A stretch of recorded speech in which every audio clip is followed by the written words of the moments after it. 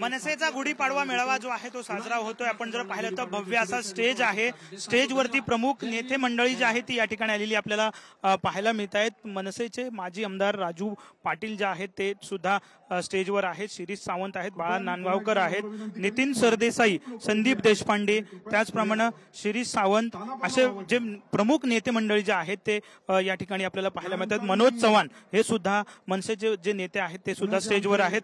थोड्याच वेळात मनसे अध्यक्ष राज ठाकरे जे आहेत ते मंचावरती येतील आणि सगळ्याच शिवसैनिका ज्या पद्धतीने मनसैनिकांना संबोधित जे आहे ते करण्यात येणार आहे। ज्या पद्धतीने आपण जर पाहिलं तर मनसैनिकांची एक उत्सुकता असते।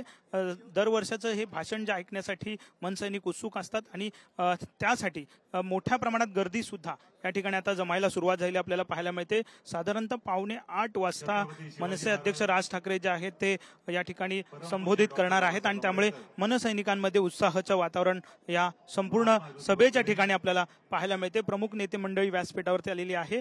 यामध्ये प्रमुख नेते मंडळींची भाषणं जी आहेत ती सुरू आहेत। जे नव्यानं नियुक्त्या मनसेमध्ये तरुणांच्या केलेल्या आहेत या सगळ्या तरुणांना संधी जी आहे ती सध्या भाषणासाठी दिली जाते।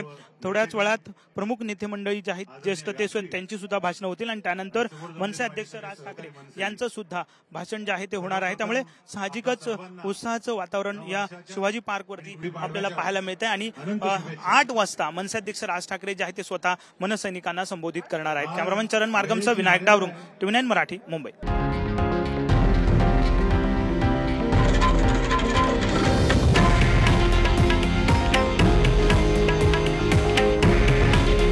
हे आहे देशातील नंबर 1 न्यूज नेटवर्क आणि आपण पाहत आहात TV9 मराठी। काळजी तुमची, हित महाराष्ट्राचं।